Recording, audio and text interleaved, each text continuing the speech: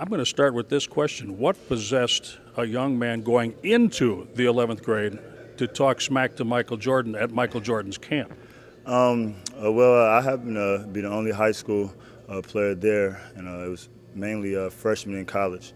And so, he came on the court and he guarded me, so instantly I was like, man, he must think I'm the, not the strong link over here. And so I got it going a little bit, and obviously it's any ball player's dream to play against Mike. And I couldn't tell you how many times I did his move after the finals the next day in the rec center and stuff. So I got a few buckets, and I think the campers knew I was the only high school kid, and so they got rowdy a little bit, and we got a little bit of John. And so, we played 2 games. I think we split 1-1. It was a team game. And then he said, okay, now let me handle my business. And he looked me in my face and said that. I'm like, what you mean? So he said, I need all the campers, everybody to leave. Let's clear the gym.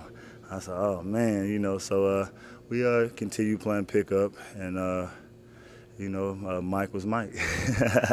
He was jawing a little bit and really getting into me defensively, and, he's backing me down, said, better scream for mama, his mama, hit the famous fadeaway on me, and then, I said, okay, you got it going. And then he said, hey, young fella, let me tell you something. He said, you may be the best high school player in the world, but I'm the greatest ever. And don't you ever disrespect, the great like that. Ovington J. Anthony OJ Mayo, born November 5th, 1987. Yo, what's up? It's your boy JC from Stunted Growth, and today we're gonna do OJ Mayo. Let's get at it. Mayo began playing high school basketball at Rose Christian High School in Ashland, Kentucky. In Kentucky, grade schoolers can play high school basketball, and Mayo averaged 23 points for Rose Hill's varsity team while in 7th grade. In 8th grade, he was just turning 13 and tailed 37 points per game and was named a first-team All-State by the Louisville Journal. Mayo would then move to Cincinnati, where he would also ball out and achieve Mr. Basketball honors in Ohio. His sophomore year, he averaged 29 points per game. At this point, he started to get major attention and even appeared in the Sports Illustrated issue that year. Mayo would receive so much attention that his team needed to request bigger venues for the star to seat all the people. He was considered the next LeBron James at the time, another great Ohio star before him. Celebrities frequented his games. The likes of Carmelo Anthony, oh yeah, and that guy LeBron James were frequent at his games just to glimpse the next big thing. Mayo was thought to be a lock to make the jump straight to the league from high school, but his senior year, the league instilled a rule that a player had to be removed from high school at least 1 year before entering the NBA. Mayo would then move to prep school in Huntington, West Virginia. He would ball there also, but by this time, his record wasn't squeaky clean. He would be suspended for assaulting a referee and also ticketed for marijuana possession. This wouldn't stop him on the court though. He was a baller, receiving numerous awards and Player of the Year considerations. In 2006-2007, he would finish runner-up for Player of the Year to his teammate Patrick Patterson, averaging 28 points per game as a senior. In the state championship game, he scored a triple-double, a 40-point triple-double at that. With time running down in the game, he threw it off the glass and slammed it, holding up 3 fingers in reference to his school's 3 state championships. This guy was the real deal, considered the next Jordan by now. Not LeBron, but Jordan. Later that season in 2007, he was signed to play for USC. Mayo had given Kansas State a soft verbal commitment to play for them, but retracted it when head coach Bob Huggins announced he would take the same position at West Virginia. Frank Martin, by whom Mayo was recruited, was named head coach. Former teammate Bill Walker opted to stay and play for Frank Martin. Mayo enrolled at USC in the summer of 2007, taking 2 classes. While waiting for the season to begin, he began playing pickup basketball against NBA players like Kobe Bryant, Sam Cassell, Garnett, Dunleavy, Jason Kidd, and J.J. Redick.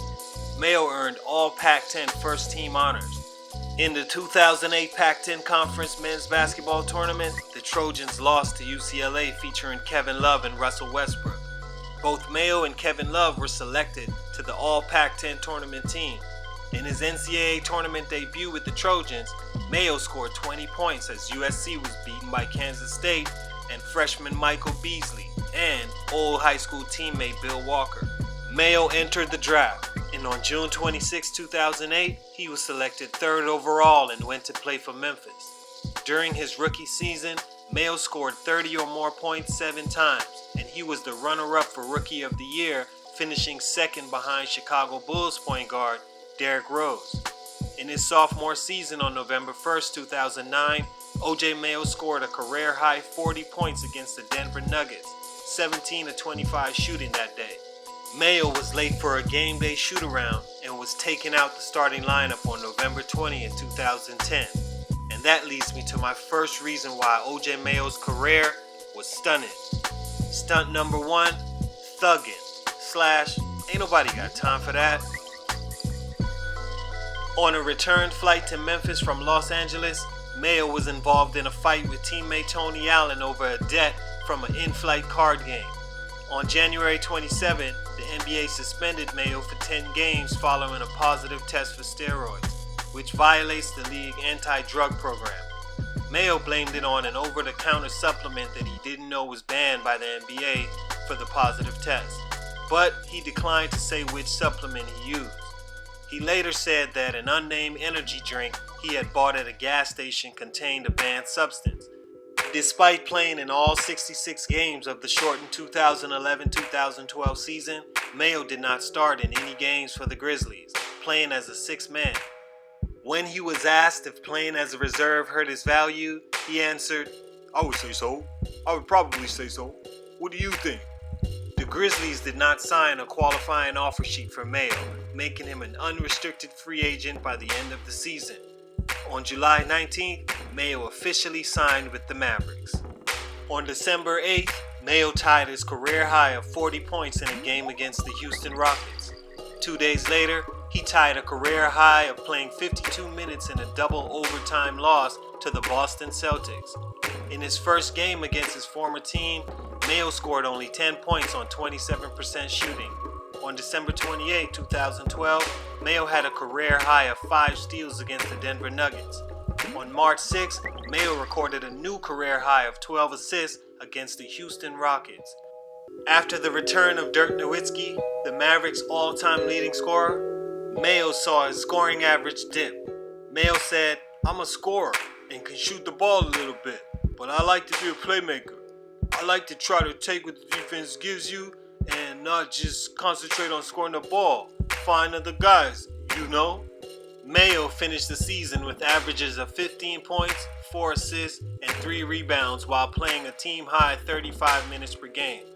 His production dropped considerably after the All-Star break when star Nowitzki re-emerged after missing the first 27 games. On April 18, 2013, he announced he would decline the player option of his contract for the following season and become a free agent. On July 13, 2013, Mayo signed a 3-year, $27 million contract with the Milwaukee Bucks. The signing was essentially a trade of starting shooting guards, as Monta Ellis departed Milwaukee to sign with Dallas. On April 30, 2013, in his Bucks debut, Mayo scored 13 points and 5 rebounds in a loss to the Knicks. Stunt number 2, out of shape / injury.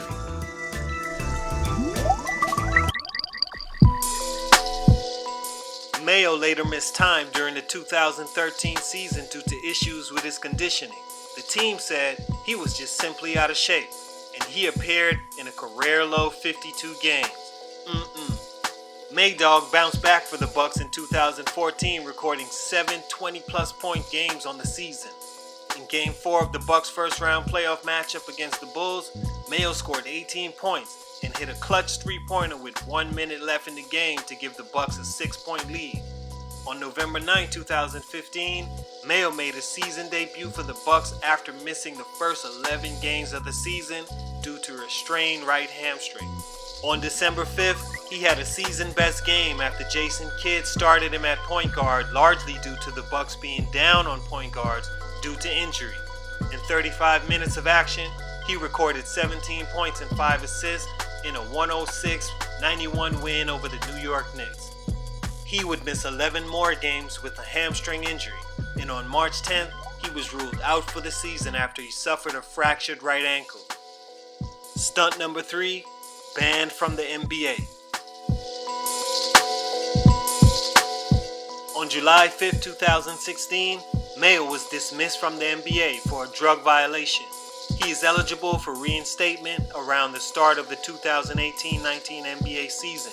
On April 4, 2018, Mayo was reported to sign with a team in Puerto Rico. As of June 27, 2018, he was released by the Puerto Rican team. Mayo started 18 of his 21 appearances with the team, shooting just 39% from the field, 34% from beyond the arc. He also averaged 13 points, 3 rebounds, and 3 assists and 1 steal that season. Now look, OJ Mayo is not one of my favorite players, but he was sure expected to be bigger than he was. He was a solid player, but never really grew to his potential. Literally, in high school, OJ Mayo was 6'4". In college, OJ Mayo was 6'4". In the NBA, he was 6'4", but he never had a 6'4" style game. To me, he had more of a 6'6", 6'8" style game, but he just never grew to that height. But who knows what the future holds? I'm hoping this kid could turn it around. He was expected to be a big-time player. I don't know if he's a little too old now, but who knows what can happen. This has been JC, Stunted Growth.